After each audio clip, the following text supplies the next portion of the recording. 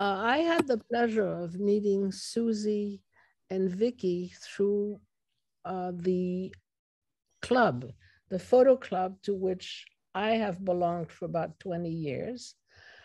And they joined us and have shown wonderful photography that we had the pleasure of sharing. And last time, a couple of times ago when we met, they showed us this wonderful project they've been developing. And I thought you people would be very interested in seeing these things. Now, I hope you read what was said about them, but I'm going to let them tell very, very briefly who they are. So why don't we start with Vicki, who's at the top there. Tell us a bit about you. Okay, hello everyone. Vicki Choitz. I live in Somerville in Union Square. Been here for about 18 years or so, and originally from Kansas, and been a photographer for probably 15 years, but more seriously in the last 5 years. Okay, Suzi, how about you? Hi, I'm Suzi, and I'm originally from Kansas. I went to graduate school in California and then ended up in Boston, now live in Cambridge. I started photography in 2014 when I retired, and was fortunate enough to join the photography club that Nicole is in, and I've learned a lot from that. Okay. Would you be ready to start your photos? By the way, they make books, and it's really wonderful. Go ahead. It's become quite the project, I'll tell you. Everyone can see my screen, I'm assuming. Yes. Some nods. Okay, great.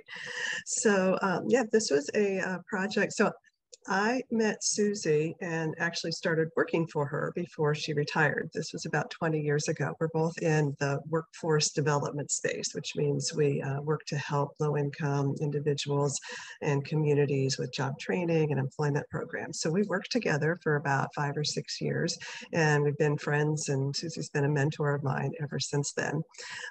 We've definitely bonded because we're both from Kansas, as we said, and we're both photographers. So we, at some point, I guess through the photo group, we're talking about Kansas and said, you know, it's just a state that there are a lot of assumptions made about it.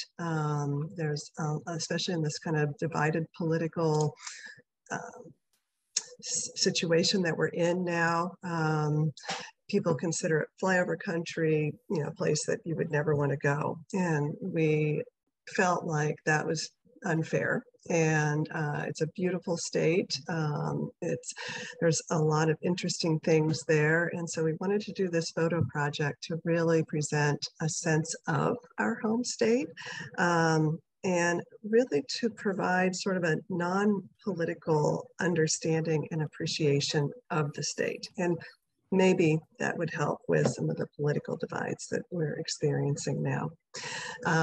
Since we're both photographers, we used our medium to speak to this important place and issue to us, and use that as a way to really hopefully try to capture a sense of place. So we took our road trip in October 2021. There we go. And just wanted to show you where we're from, where we went to college, and where we were for the road trip. So Suzi grew up in Overland Park over here, just south of Kansas City. I grew up in Salina for the most part. I actually spent a lot of time on a small farm right about here. And then Suzi went to KU, Kansas University in Lawrence for college. And then I went to Manhattan, where K-State is, Kansas State University. Manhattan is sometimes called the Little Apple because it's actually named after New York City, the Big Apple. For our trip, we were in this part of the Flint Hills, kind of from I-70 down south, hitting towns called Alma, Alta Vista, Council Grove, and Cottonwood Falls. The Flint Hills area where we were doing photography, though, goes all the way from Manhattan, Kansas, down to Oklahoma.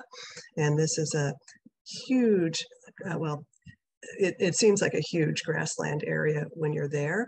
The sad part is the Flint Hills now represent only 4% of the original grasslands, tall grass prairie that covered Kansas and this whole Midwest region. So just wanted to give you a little sense of geography of where we were for our trip. Clearly, we're not showing all of Kansas in these photos. There's a big part of the state over here that we may or may not add to our project at some point. So this is going to be a long-term project. We wanted to capture a sense of place. As I mentioned, Kansas is a home we left, but it still remains very important to us. And so we wanted to share the place that we loved with others, particularly out here on the East Coast, who don't always think of Kansas or just think of it as flyover country. This photo, we've sprinkled in our photos in all of the slides. Some slides just have the whole photo and some are a piece of the photo. But this was an interesting coffee house in Cottonwood Falls, Kansas. Notice the hours, they're very limited. Cottonwood Falls is a small town. Most of the towns we visited were very small. It has a population of 851 people. But we really love this coffee house because it is actually a front for a non-denominational church that is behind the coffee house. And it's a pay what you want, pay what you can for the coffee and tea and pastries. And then all the proceeds, it's run by volunteers, all the proceeds go to a local charity. And when we were there in October, the local charity was actually the barista who served us the coffee and helping her be able to go back to college after having stopped out for a while for financial reasons. So we really fell in love with the place, and we thought that was such a great example of what we're trying to do with this project. Here's an outline of our presentation. So we're going to share with you what we're looking for in terms of feedback. So you're not going to get off the hook and just be able to listen in. We actually would love help from you in terms of shaping the project and getting input on the photos. We'll tell you where we went, what we saw, what we've learned, and what we've produced so far, and then our next steps. I'm going to go through the first half of the presentation, and we'll stop halfway through for any clarifying questions or questions that you have about the photos or the presentation. And then Suzi will cover the second half of the presentation and also facilitate a discussion at the very end. So here are the questions we would like for you to keep in mind as we're going through. Do the photos give you a sense of a unique place of Kansas, particularly the Flint Hills? Do they add to or change your view of this region? And do you feel like we're beginning to tell a story that you find interesting? And be honest with us. We would love to get your honest feedback. So here's what we did on the trip and to prepare for it. And I will say Suzi did all of the research and planning before, during, and after. It was really important to have somewhat of a plan as to where you're going, because it's obviously a very big state and we only had about 3 or 4 days actually on the first trip. So we did have to focus a little bit. We spent 3 days in the Flint Hills, and then Suzi and I went our separate ways and spent a little bit more time in Kansas. So I went further west to visit family, and she went back east towards Kansas City and Lawrence to visit family. That we both kept taking photographs. During the day, we began very early to try to capture the early morning sun. So in October, that's a little bit easier to do because the sun rises so much later in the day, around 7 or 7:30. And then we rested midday, and then we went back out close to sundown, close to sunrise to capture the late afternoon light. So here are a few pictures of what we saw, and they fell into a few different categories. So one was big skies. This is definitely what almost all of Kansas is known for. Big skies, big views. Big sunsets. A friend of mine who is a retired librarian and a poet who lives in Los Angeles saw our photos, loved them, and started writing haikus to go with some of the photos. So this is an example of one of the haikus that he wrote. And we actually have put together a joint photo book with Oliver, my friend's haikus, and my photos. Another category that our photos started to fall in when we were processing them is small towns. So this is the largest small town we were in when we were in that region of the Flint Hills. And it was just over 2,000 people. Matfield Green was the smallest of the small towns that we were in, and it has 49 people in it. This is Alta Vista, population 444 folks. You definitely get a sense of the ranching community with all the pickup trucks on Main Street. When we were processing our photos, we played with whether to put them in black and white, which kind of helps to show some of the historic nature of some of the photographs, but also in color. And so we'd be interested in if you have a sense of whether you like the black and white better or the color better, or you like both, but for different reasons. Open space. We got a lot of open space, as Nicole was sharing when everybody was getting on. I like to call it breathing room. You get a lot of nice breathing room out in Kansas. It's a panorama photo that we took to show that open space, open sky, open land. This is actually on the Tallgrass National Prairie Preserve.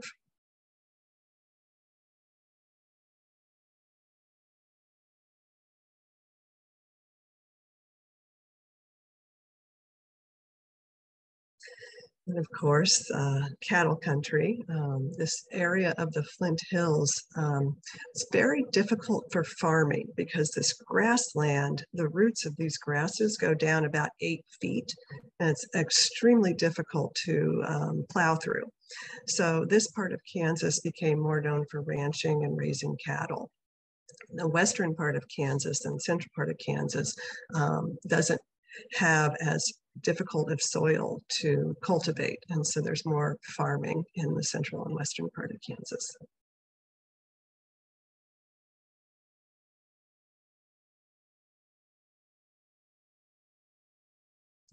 Hay bales. The Santa Fe Railroad goes through this area, and it follows the Santa Fe Trail, which was the old wagon trail from around the St. Louis area into Santa Fe, New Mexico. And then when the railroads came into use, it just followed that path pretty precisely. Railroads are extremely important to the economy of Kansas throughout the whole state, more so prior to trucking, but still an important part of the economy for shipping goods. This is in Salina, Kansas, population 40,000, where I grew up in my junior high and high school years. My mom still lives there. And this was a mural that was recently completed on one of the old sets of old mill buildings. So the mill building itself is over 100 years old, and the town worked with private investors to commission this mural as part of about 25 murals that will be going up in the town. And so you can still see it was abandoned for a long time, and you can still see some of the abandonment over here, but then the brand new beautiful mural over here. And this was in Lucas, Kansas, another very small town. I think there's about 100 or so people who live in Lucas. but it's an art destination in central Kansas. So back here behind these people, there's actually an art museum of folk art artists. So farmers who do metalwork, concrete sculptures, fiber arts, and just throughout the town, very small, 4 blocks, there's a lot of different art installations, which are really interesting. And from here, I'll let Suzi take it up. Oh, actually, we're going to see if there were any questions about any of the photos first. Yes, I'm not seeing your name, but the one whose husband's in Italy. Oh, thank you. Could you just go back to the feedback questions for 1 second? That 3 Absolutely. questions you wanted to have answered. Somebody who likes to do her homework. Sense of place. Okay. We're going to repeat questions at the end so we can come back. But thank you actually for reminding us and everybody about kind of what we want. I just wanted to remind folks that our Minister Emeritus, Diane Miller, actually lives in Salina now. Really? So we should be sending this, yes. She grew up in, yes, so Diane Miller, that's where she lives now. So we should be sending. We'll have to look her up. We're going to be there. So when you go out, you need to look her up. We should make that connection. Absolutely. We'll show you in the next steps. We're going back in June, and I will be in Kansas or in Salina for about 2.5 days. So yeah. I should definitely look her up. Yeah. It's funny. And you said it right, Salina, not Salinas. Any other thoughts or questions? Okay. Back to right here. Okay. Go for it, Suzi. Even though Vicki and I are from Kansas and lived our childhood and into our young adult years there, neither of us really familiar with the Flint Hills. And so a lot of what she has described, we discovered while we were there. And one of the things that she's talked about was that it has a fairly unique geography for Kansas. And that's really shaped a lot of both the economy and the culture. As she mentioned, it's mainly big ranches instead of farms. There's ranches when the first white settlers came were really large. The farms tended to be small family farms. And the geography also is influenced by the weather, that it helps to create both the tornadoes that happen. And they're in the hills, there's both a lot of limestone and sandstone. And beneath that, there's a lot of rivers, underground rivers that will flood frequently when it gets in the rainy season. Because of the ranches, the towns tend to be pretty far apart for the most part, and they really are small. I think we were kind of surprised and startled by how small they were. Some of that has come from recent population loss over the last 20, 30 years, where the kids just don't have employment. So they leave, the older population, in some cases, are dying off. And so the towns, when you're there, they don't have some of the institutions that one considers kind of necessary to sustain life, like grocery stores. I mean, we brought our groceries in because the nearest grocery store from where we were staying was about an hour away. There are no doctor's offices, hospitals, dental offices. In the towns, you'll have a lot of antique stores, banks that are mainly for the cattle ranches historically. And to some extent, you don't even have restaurants really, except in some of the somewhat larger towns.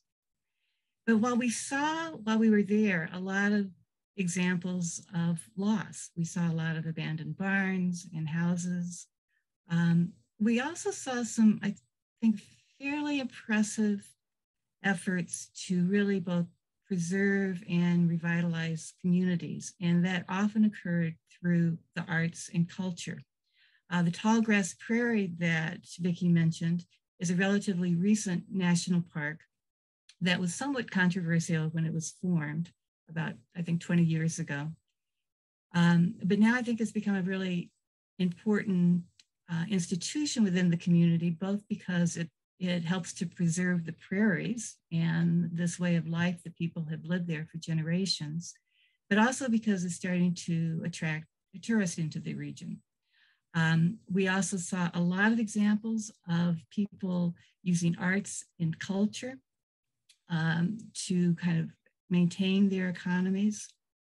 And in fact, when we go next, our first event will be to attend a Symphony on the Prairies, which the Kansas City Philharmonic Orchestra goes out there every year, and people gather for this incredible symphony and all these events that happen before it. Our last day there, we're going to attend a play at an old mercantile in a small town in Kansas, where the people have turned the mercantile into a gallery and have spent a couple of years gathering oral histories from the residents that they have now turned into a play, which we hope to see before we leave. Why don't you move to the second slide, Vicki? As a part of, since we've been back, we've produced a number of things, including, I think, more than 5 photo books now. We probably have about 7 or 8 different kinds of photo books. And we've mainly produced these at this point, both to kind of experiment with our photographs to see how we want to organize them and how they can best present information, but also as gifts for friends and family. What we're doing with some of the ones that we're now producing, some of the small ones, is that we're going to take the books back with us to Kansas so we can show people what we're doing, what our project is. We've decided that we didn't take enough pictures of people, and that might be like a useful way to show people what we're doing and maybe make them more comfortable with us taking their picture. There are also a couple of places and people that really helped us while we were there, told us about places to go, told us about the history, and we want to take some of these books there as gifts for them. We've produced some website galleries. I have a website, and Vicki has put her photos up that people can look at, and we've developed presentations like the one we're giving now. Actually, the next series of photos will be a presentation based on what we really learned there about this issue of loss and resilience, about what we really saw there, I should say. And I will go through it without saying much about the pictures, because we're hoping that the pictures and some of the poetry and quotes that we attach to each of them can tell the story of what we saw. And that's sort of what we're going to want your feedback on. I will read the quotes in poetry, so you don't have to bother to read it when you see the pictures, but just look at them. They're mostly compare and contrast. And at the end, we can talk about that. So you want to move to the next one, Vicki? Loss and resilience in the Flint Hills of Kansas. Optimism. More and more, I have come to admire resilience, not the simple resilient resistance of a pillow whose foam returns over and over to the same shape, but the sinuous tenacity of a tree, finding the light newly blocked on one side. Jane Hirschfield.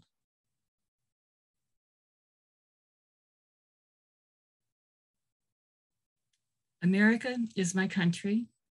Paris is my hometown. Gertrude Stein.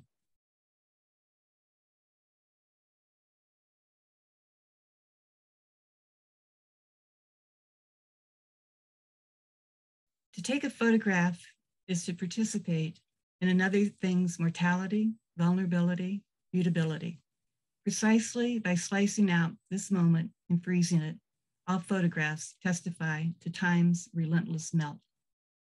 Susan Sontag.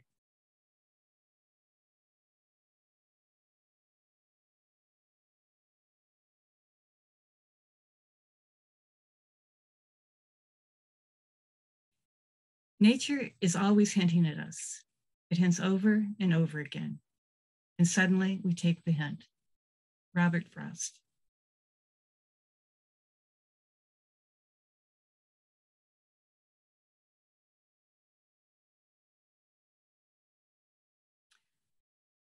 I guess when you turn off the main road, you have to be prepared to see some funny houses.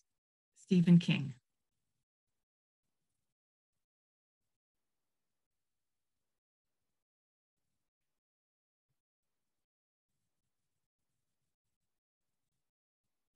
A Tale of Two Main Streets.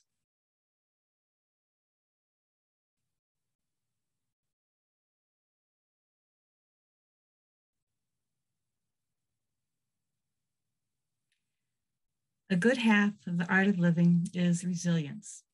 Alain de Botton.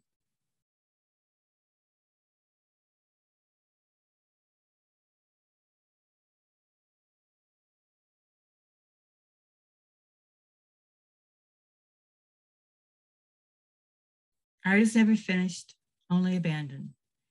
Leonardo da Vinci. The abandoned is never finished, it can become art. Suzi and Vicki, that was our observation.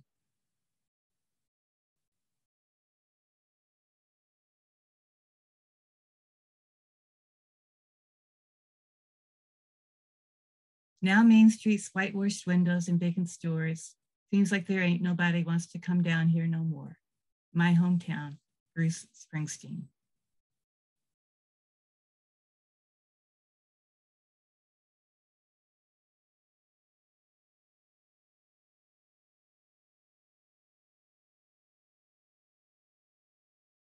Windows into Main Street.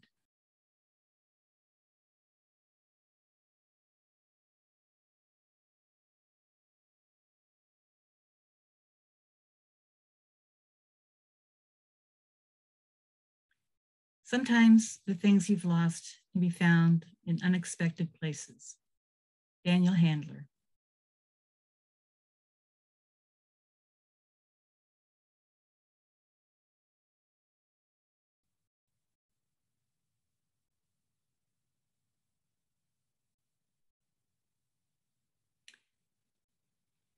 So back to the questions that we have for you, and you can ask or make any comments that you like. Any feedback is welcome. But what we'd like to know is whether the photos gave you a sense of place. Did we do that? Have we done that? We're going to keep trying to do that, and would like your sense of whether it did or not. Did it add to or change your view of the region? Are we beginning to tell a story that you find interesting? And again, any questions that you have for us, and I think we can open it up for discussion. Vicki, you might want to just put the whole group of slides on in case people want to go back to any of them. Sure. And I am not able to see everybody in this presentation mode, so somebody else will need to keep an eye out for the hands. Yeah, I can't see. I'll go ahead and put this. Okay, Miriam, I see your hand. Yeah, I first wanted to make a comment that your photographs really take things which, you know, just driving through, I might have considered mundane, and really made them beautiful and made me stop and really look at them and see what's going on. Well, thank you. But also I did have a question. Is you talk about how this area is mostly cattle ranching. And I was wondering, I've heard a lot about farming with the big industrial corporations coming in and driving out the small, farmers. Is that happening with the ranching in this area also, or is it still pretty much family run? As far as I could tell, it's still pretty much family owned. And I think it's sort of a different kind of business. I mean, it becomes more difficult generationally. I mean, because sometimes the kids just don't want to take over the ranch, and who's going to buy it out but some of the larger corporations. But it seems, and Vicki, you might know better, that it's somewhat less of an issue in the Flint Hills than it is in other parts of Kansas.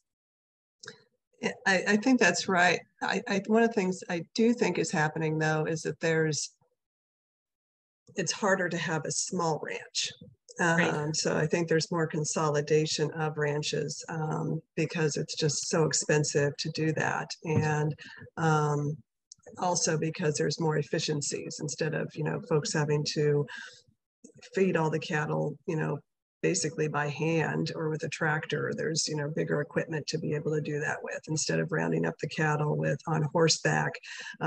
People have four-wheelers now where they can go out and do that. So I think there's probably less of a corporate influence, but definitely this kind of scale that's happening.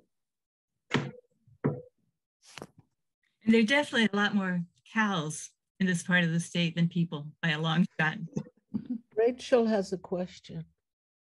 Well, to get back to your feedback questions, I think my sense is that your goal is to educate and inform folks who maybe don't know Kansas or understand Kansas of what's true. And so if that's correct, then a suggestion I have for the presentation is to laser focus on that as the ambition and pull back on some of the other things. Like one concrete example would be, you have all these quotations, but I think a lot of these people aren't Kansas folk. So I would look at poetry or beautiful statements that serve some of the images or image pairs and have all of your speakers be from Kansas.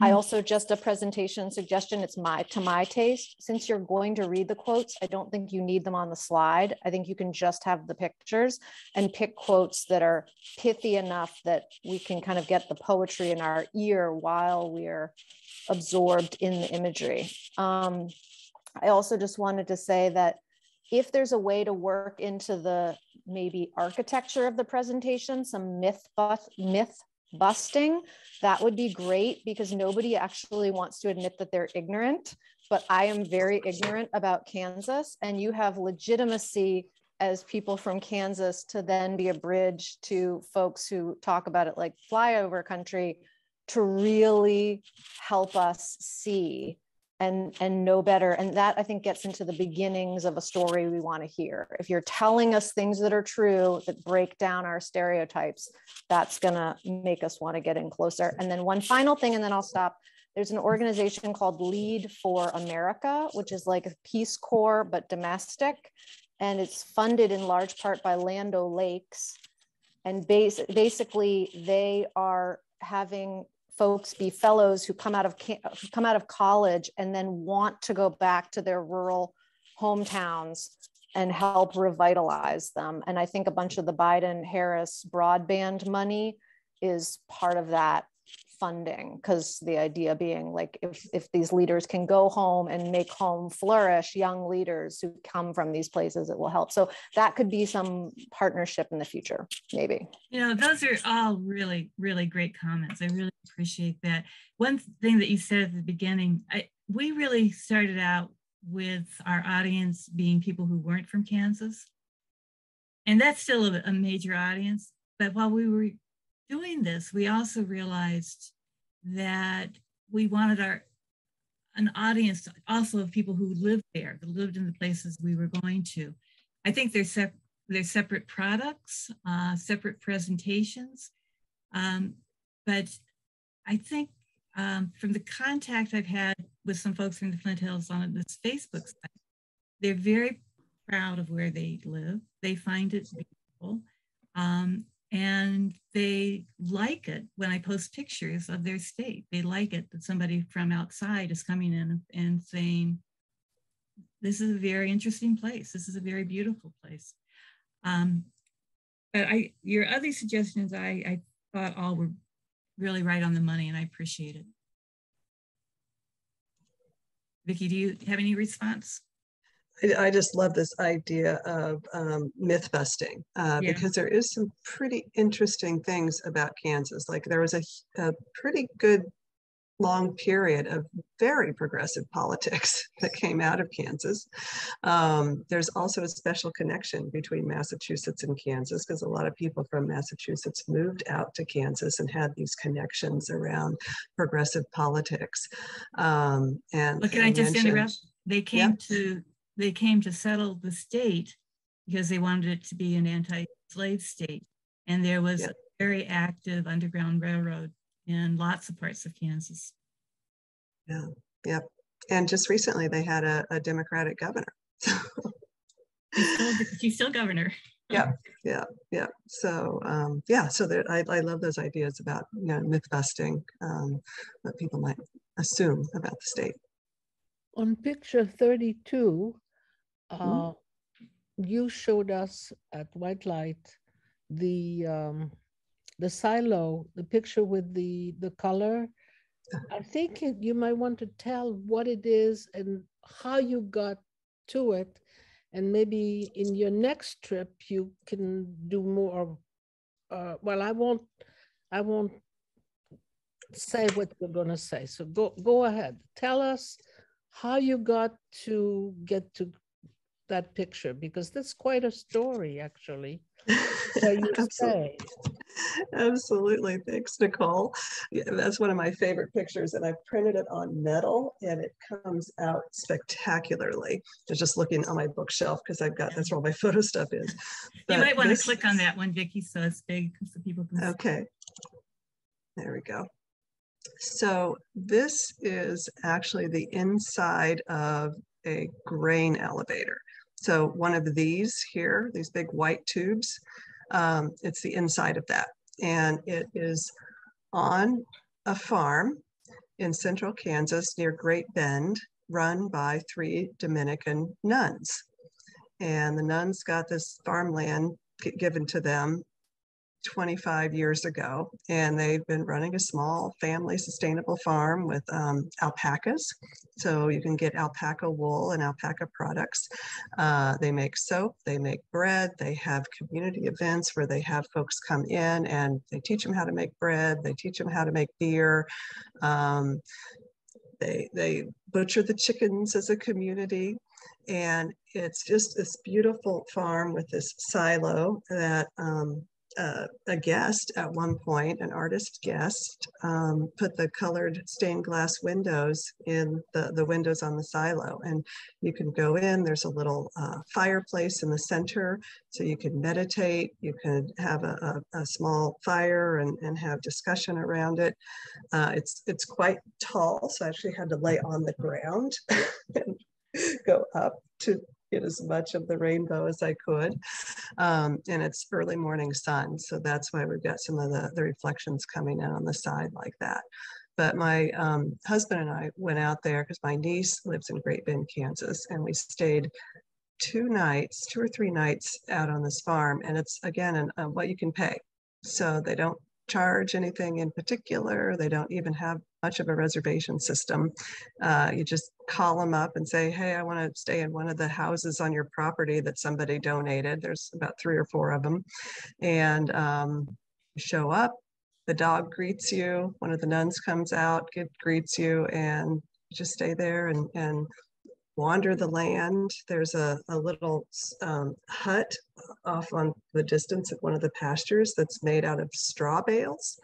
And it's all like solar powered and renewable energy, a well that provides the water for it. And it's very off the grid, place to go have a retreat, a silent retreat if you want. So while we're talking, if I can find a photo that I might be able to show you on the camera, what it looks like on the outside, I'll do that real quick. And Jean, you have your hand up. Oh, yeah, sure, thanks. I really liked a lot of Rachel's comments too. The interesting thing though is about having the quotes. I guess it depends how one processes. I'm a visual and audio person, so I actually like having the text because I would forget that, or so I actually liked having the text on there, particularly being able to reread and absorb. I love the abandoned is never finished to become art. I think that is such a core of everything that you have here. So I just love your own quote. And I agree with Rachel, the concept of who are the people who are doing these things and where are their voices in here, I think is really important. And I guess at the very beginning, and you touched upon it, was I first noticed that there were no people in the photographs. And so, which is, if you're doing landscape, yeah, your eye is going to that. But then if you're telling a story of people and the people are absent, and so maybe adding the voices of artists or who they, or visually who they are, and then the question is, the story become about place and landscape and building or people? So I don't know how that quite, how you mix that in, but who are the people who are deciding to stay there or come there is very interesting. And then in this day and age, I know that you don't want to make this political, but I can't separate in this day and age, to me, art is also, a political thing, and the funding of the arts and who is funding these things, and who are the people who are actually, okay, it's now become a tourist destination. Well, who made that happen? Is it, Democrats or independents or conservatives, and the whole abortion issue. So there's so much weight right now on these things that I want to get angry. And I tend to, but I know that it's about storytelling, and you can become to understand, you have to meet people where they are before you can change people. So I think a lot of what you're doing here is meeting people where they are in their place, and then adding their voices to it helps you, understand what that is. And if you don't have, work, are you clinging to something that you don't, what is the future for people? I'm kind of babbling here, but I do like the idea of somehow incorporating people or their, and maybe that's a separate section, because I just love, obviously the landscaped, images wouldn't want to be almost interrupted by being people, because there is certain beauty and serenity in just observing nature. Yeah. So one of the things that occurs to me as you talk, because I think having the voices of people from Kansas would be a really great addition to this, is that the play that we're going to see is based on oral histories. And it may be that we could create some kind of partnership with this Bowman Gallery to use some of the quotes and some of our photos, because I like the idea of not only us doing this project, but maybe forming some collaborations with people who are doing really interesting and wonderful things there that could help both of us. This has been done exactly like that in Europe, because what you are showing, I'm talking about the places I know, like the Loire Valley or the rest of France that I visit and photograph. I'd never talk about politics.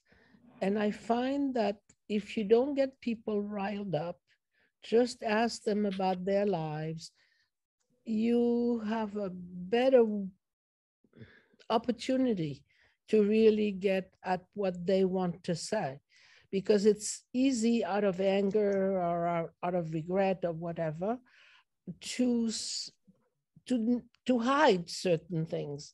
And I found that, for example, you have now in Italy and also in the Loire Valley, you have foreigners that come in and they rehabilitate certain buildings. Well, it's very true of the castle. Castles are castles galore in France, and foreigners come in, they transform them while still keeping the initial beauty behind them, and it becomes B&Bs. There are all kinds of things that are happening, and also, like you mentioned, there are plays that take place in the middle of the countryside. There's music, but the political aspect has been removed. And this allows people from the same families who would have been at each other's throat to be able to participate peacefully. And so as much as one wants to be an agent of something, you withdraw from that as a photographer and writer or painter, and you ask about the place. And for example, in France, there's a place where Rabelais used to live or a place where painters used to live, or a place where they create new things. Politics are removed, even though the money comes obviously through some political process. And so therefore, I'm quite accustomed with that system, and it's worldwide. I noticed that it is worldwide. It's the same in Japan, it's the same in Brazil, Argentina even, and I don't know, probably the US, if you can get into it without politics. That's my 2 cents worth. James, you have your hand up. You're on mute.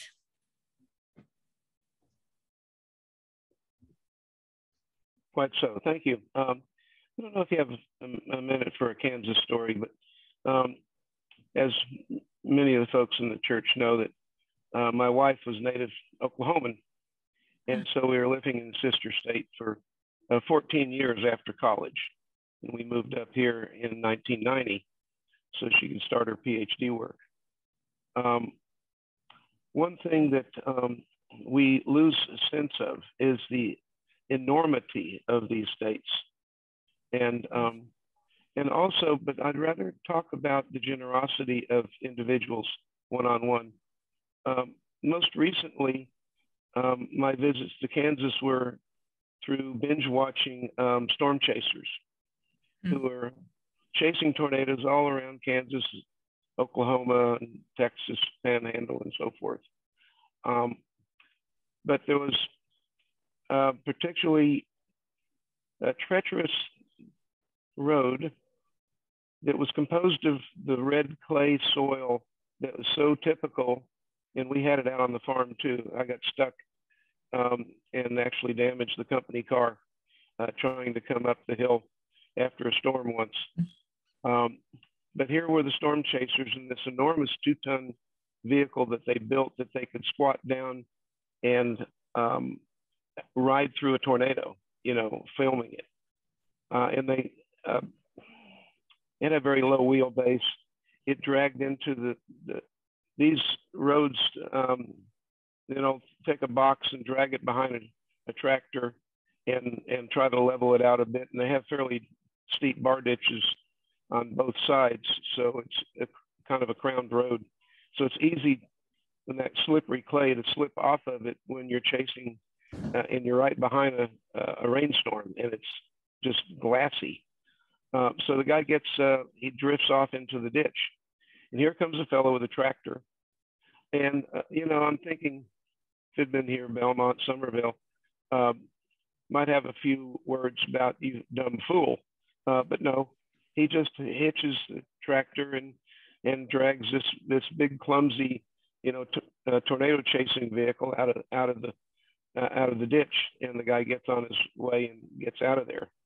I had a similar experience, but going back to the enormity of the state. One night, my wife says, I'll pack, we'll leave at midnight, and we'll drive north, because we live just north of Oklahoma City. And when we get to, I looked at the map and say, okay, I-35, we'll go north past Ponca City. We'll go to Salina, take a left on I-70. We'll be to Denver, and we'll be up to our friend's cabin by nightfall if we leave at midnight. Well, somewhere around the state line, the blur in my eyes didn't differentiate I-35 from I-135. And I didn't take the right exit for 135 to continue due north. I-35 actually canted off in a northeasterly direction. And I thought the stars shifted their positions a little bit, but everyone else in the car was asleep. And about 7 o'clock in the morning, I see a rosy glow in front of me, and then a sign that says, "Welcome to Kansas City." Now, Kansas City's on the eastern edge of the state. By 8 o'clock in the morning, I was supposed to be at the Denver border. So I had about 8 hours of I-70 to traverse across. Yeah, and you're showing it with a cursor. I was massively in the wrong place at the wrong time. So we're on I-70 heading due west for the entire day. It gets toward the afternoon and the car breaks down. And there, a fellow with a tractor comes by. He says, "What's up?" And I had a whole box of tools in the car. And I said, "Well, it looks like," and I opened the distributor cap. "Well, the coil has, the spot weld has failed on the coil and it's shuttered out against the can of the distributor." He says, "Okay, well, let's take it to the barn." So we take the distributor out and take it to the barn. And he has this big, enormous soldering iron, basically. And he solders it back in place. And I put it back in. He gives me a jump start from the tractor, and off we go. Of course, it only lasted another 3 or 4 miles before that spot weld failed.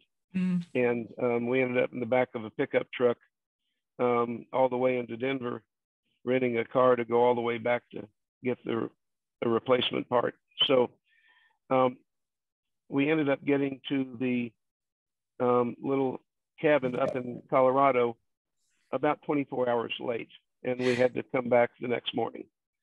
So mistakes in Kansas might not be as small as they appear. They can be very large. Thank you, James. We have both Mary and ML. We'll start by Mary. You had something you wish to say or ask. I do. The absence of people really raised a lot of questions for me. And the questions went along with some things that you hinted at in your talk. I wondered how, with all these small towns, how do people provide education for the children? Do they have internet? How are medical and other services provided? Where do people go if they think they have COVID, or if they have, some ailment that's serious? I just wondered about, and do the towns have their own fire and police protection if they're really small? And so I wondered about all of those things, which here in Arlington, I don't wonder about. We don't know for sure, but we didn't see any fire or police in any of the towns we were in. And I suspect that they probably consolidate some of those services by county. Counties are like a big deal in Kansas, much bigger deal than they are here. That's certainly true for the schools. A lot of the schools have closed. We did photograph some abandoned schools or schools that have become more tourist attractions than functioning schools. But for most of your services, for medical services, for groceries, you drive. I mean, you have to drive like an hour away. There are several larger towns bordering the area, like Manhattan to the north that Vicki pointed out, in Emporia. But yeah, people get used to driving, and that's sort of how they have to live their life. And sort of basically, I mean, where I live in Cambridge, I can walk for every need that I have. I walk to my dentist office. I walk to my grocery store. I walk to go see a movie.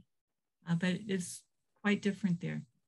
Medical emergencies, light planes have been used And my understanding is that all over the world, and I don't know about Kansas specifically, but young doctors are given a clinic or a mini hospital, and they have to promise they get right out of med school, and they're given some kind of a big stipend, and they're being told that they have to promise to work for so many years in that place.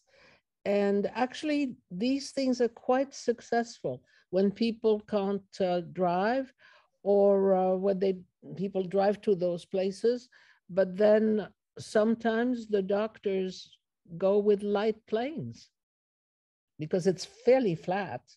So it's easy for them to go. Well, obviously not during hurricane seasons, but that process has been working, but it's really, the really bad thing is that maternities have been closing.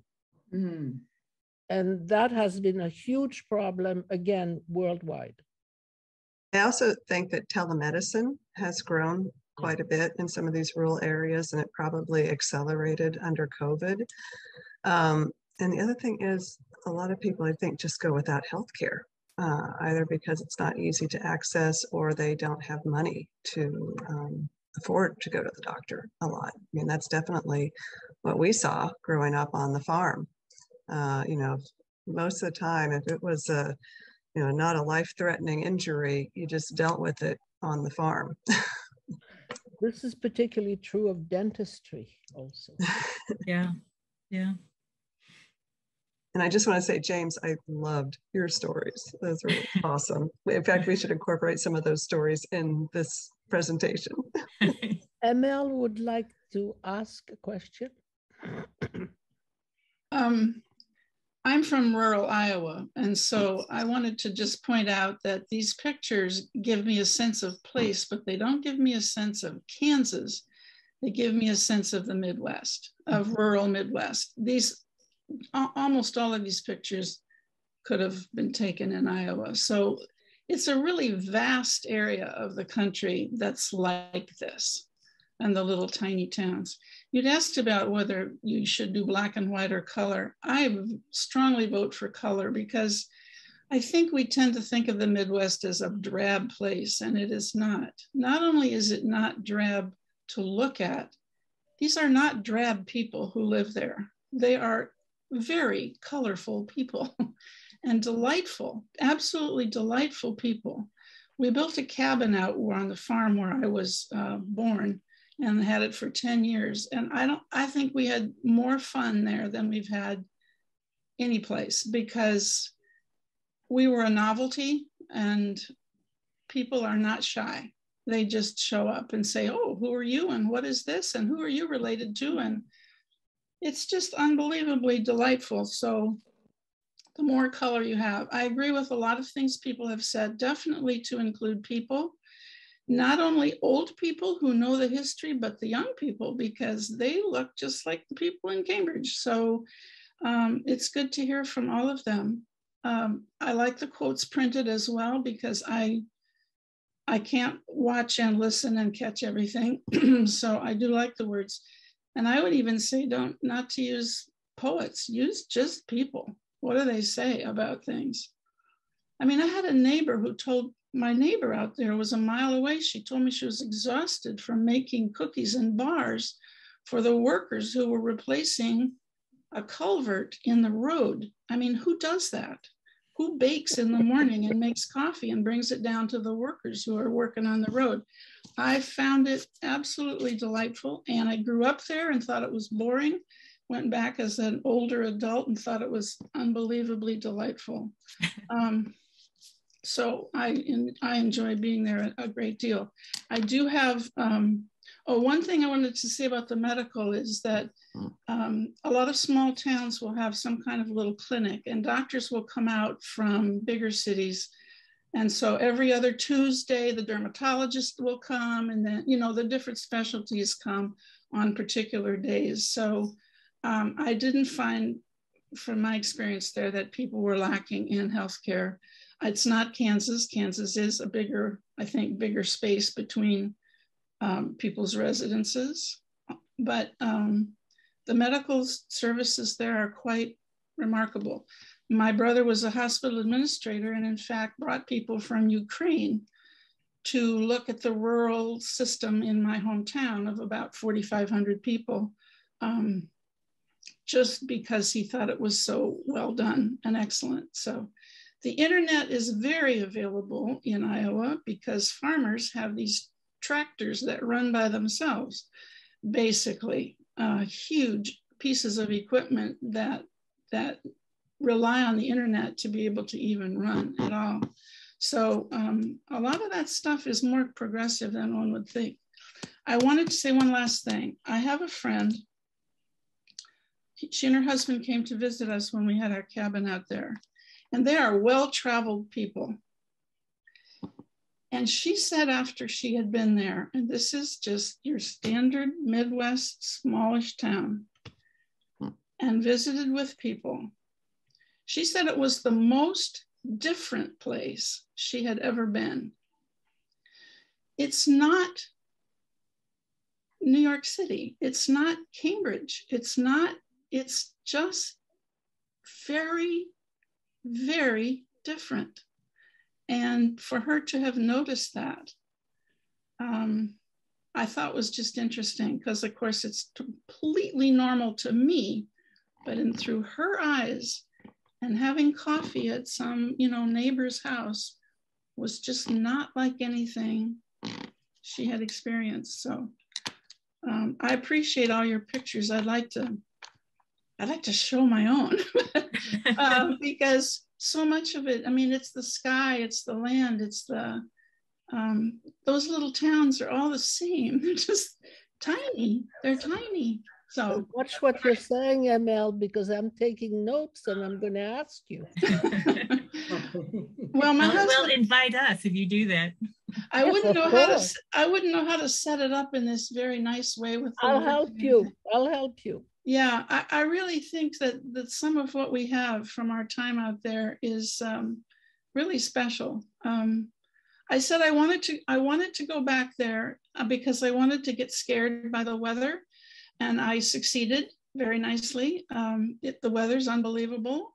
We have pitiful little thunderstorms in Cambridge. They're just like 3 claps and, but out there you get you might get half a day of the booming and crashing, and it's pretty exciting. It's not a boring place. Well, ML, thank you very much for your comment and your proposal. That's how I take it. You've got to watch what you say when you're talking in front of me because I'm responsible for a lot of things. I know, and you're doing a great job. Thank you. So.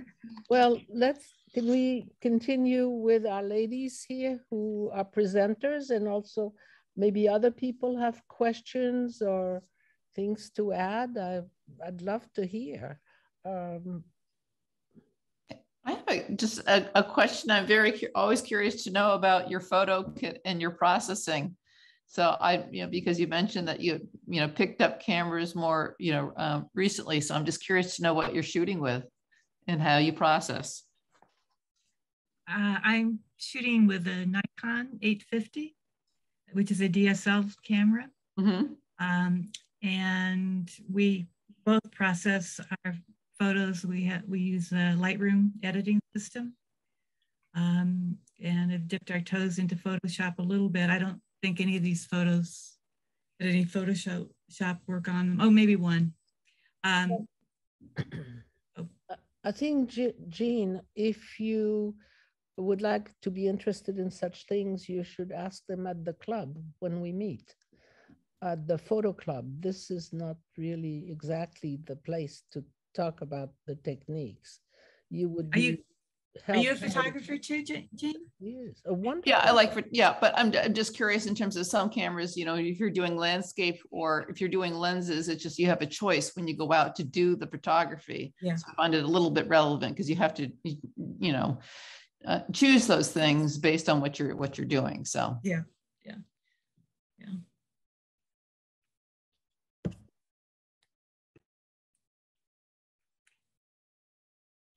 It will definitely be different if we start doing more portraits, probably.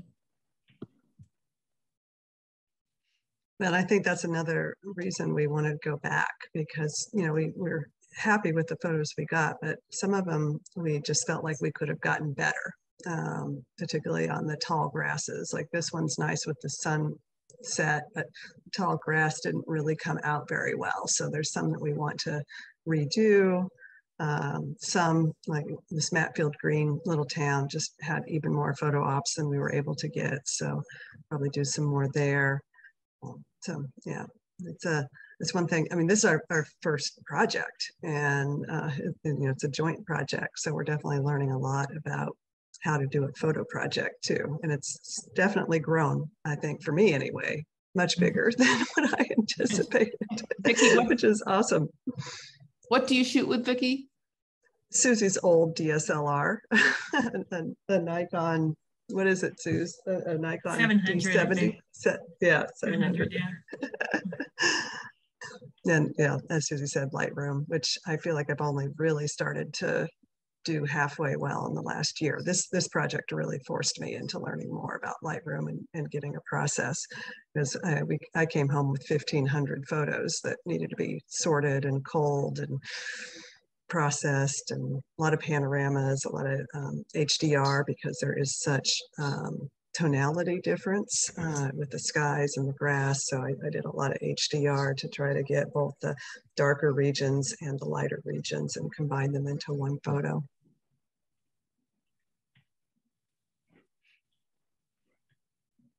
We do have a slide, Vicki, on our next steps, and I think we've talked a lot about that, but just to reiterate, you know, we're continually in the process of trying to find out more information about the place and the people.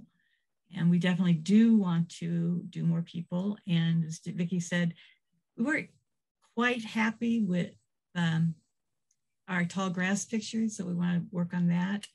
And I think we probably doesn't have enough photos to show that it really is a hilly place. So we want to make sure that we yes. We're going there in June, and we'll figure out after that. I don't think we'll go back to the Flint Hills again. We'll probably go to other parts of Kansas if we want to continue this, but maybe not. I mean, it is a place rich in history and current activities, actually. I have a suggestion, which Sure. would be to try to get some old photographs that have been taken before, not by you, but so sort of a before and after kind of possibilities. I've seen some of those about London, Paris, and a variety of other places. And it's quite interesting to see how places changed or didn't, or partially changed. Yeah. And you may want to incorporate some of that. Yeah, the place that we're staying actually has Cottonwood Falls has a historical society. It's sort of the county seat. So you'll ask permission to use their photograph. They'll give it to you gladly, which usually they do. I mean, I would be surprised if they didn't. Yeah, What the way you do it is you can even take one picture and then yours and show how it changed. Just it speaks for itself, actually. Cindy had a hand up. Cindy, do you have a question or idea? I just wanted to comment. One of your questions was, did this change your view of Kansas? And it really did. I mean, even though you didn't show people, it gave me a sense that there's people there, not just a political entity, especially their involvement in the arts. So it was quite wonderful. Thank you. Thank you. That's awesome. Thank you, Cindy, for sharing that. Well, you know, I love your photos. That's why I asked you to come. Nicole, will you pass along Diane's information to? Yes, of course I will. Please, that'd be awesome. I absolutely will. I'll do that probably sometime this week, or my daughter's in the hospital, so times are a little bit busy. But however, I'll do it, no problem. Thank you. We appreciate that. Yeah, we hope to make more contacts while we're there too. I mean, we have family, but in the Flint Hills, and we're trying to kind of foster some people that will help us see the place even better.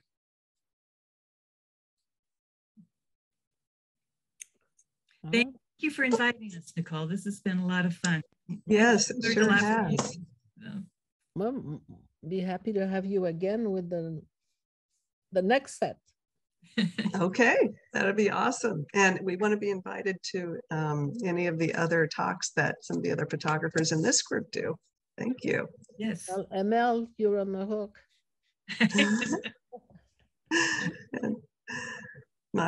They're not allowing me to unshare my screen. I can't get the little banner to pop back down. Sorry about that. I think you probably could, if you push share screen, which is the little green thing at the bottom of your screen. Yeah, that banner hid on me. It went away and I can't get it to come back. Oh, I can do that for you from here. Okay, thank you, Mark. Sometimes it's very shy. Well, and I'm a working woman, so I've got to go back to my job now, but it was wonderful meeting all of you. Very much. Thank you. Thank you for all your feedback. It was really great. Thank you. And thank you to all of you for coming, and see you at the next White Light meeting, Suzi and Vicki. Absolutely. Have a good one.